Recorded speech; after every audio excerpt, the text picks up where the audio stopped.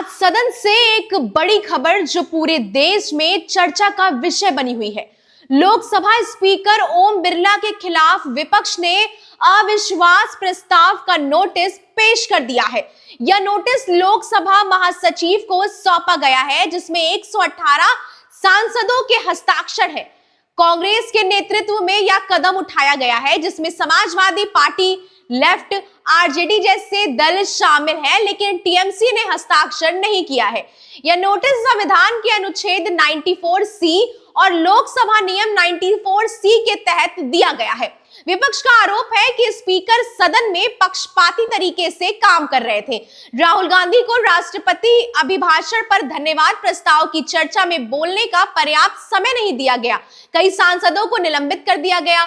कांग्रेस सांसद गौरव गोगोई ने कहा है कि दोपहर करीब 1 बजे इस नोटिस को सौंपा गया और यह लोकतंत्र में निष्पक्षता की मांग है। इसके बाद लोकसभा में हंगामा बढ़ गया। सुबह करीब 11 बजे सदन शुरू हुआ, लेकिन विपक्ष के विरोध के कारण सिर्फ 1 मिनट में ही स्थगित कर दिया गया। फिर दोबारा से कोशिश हुई, लेकिन फिर से स्थगन। 2 बार स्थगन के बाद आखिरकार आम बजट पर चर्चा शुरू हुई, लेकिन माहौल अभी भी तनावपूर्ण है।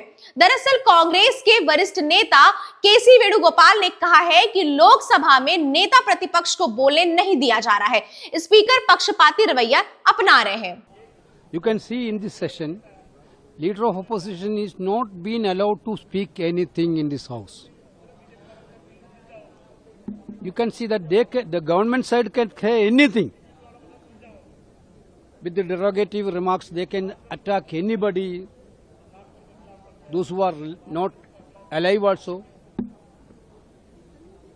And the Honorable Speaker himself is making allegation against the Congress women MPs.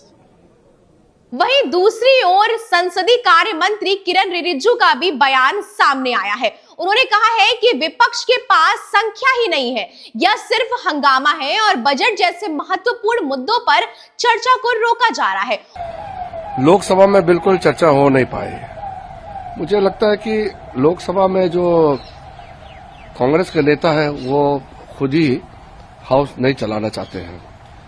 मैं अनुरोध करता हूं कि जो व्यवहार कांग्रेस के सांसदों ने किया है स्पीकर के साथ और टेबल में चढ़ करके और स्पीकर का चैम्बर अंदर में घुस करके जो किया है, उससे स्पीकर साहब को भी आहत हुआ है और हम सबको बहुत बुरा लगा।